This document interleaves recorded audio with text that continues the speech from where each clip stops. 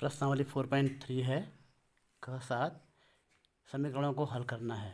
समीकरण है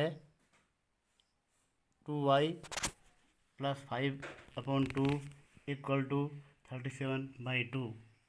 हिंदी में 2y धन 5/7 बराबर 37/2। इसे हमने हल करना है।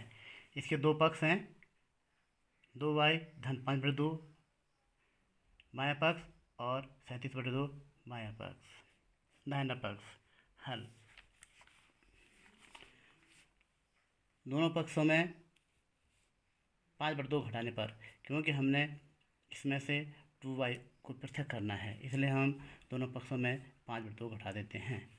2y धन 5/2 ऋण 5/2 बराबर 37/2 ऋण 5/2। 5/2 से 5/2 कट जाएगा, इसलिए बाएं पक्ष में बचा 2y और दाहिने पक्ष में 37/2 ऋण 5/2 बराबर 32/2 बचा। अब बाएं पक्ष से y को पृथक करना है, तो y को पृथक करने के लिए हम दोनों पक्षों को 2 से भाग दे देते हैं। 2y/2 बराबर 32/2 गुणा 2। 2y 2 से 2 कटा, y बराबर 32/4 बराबर 8। तो इस प्रकार y का मान जो है 8 आया। ऐसे ही अगला समीकरण है a/5 धन 3 बराबर 2। इस समीकरण में भी हमने a/5 को अलग करना है, तो इसलिए हम दोनों पक्षों में 3 घटा देते हैं। तो a/5 धन 3 ऋण 3 बराबर 2 ऋण 3।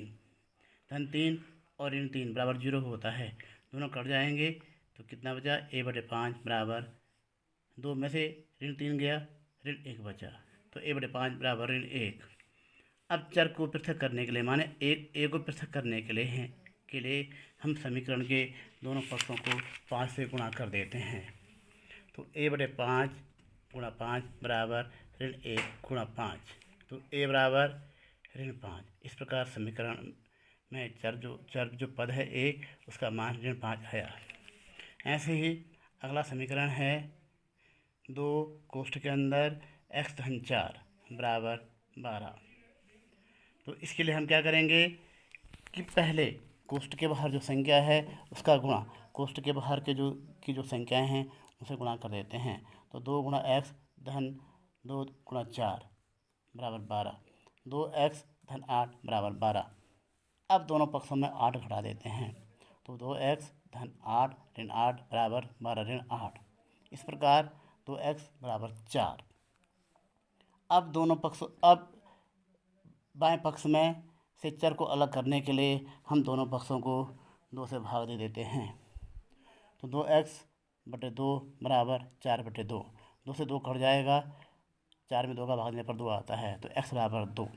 तो इस प्रकार हम जो है इन समीकरणों को हल कर देते हैं।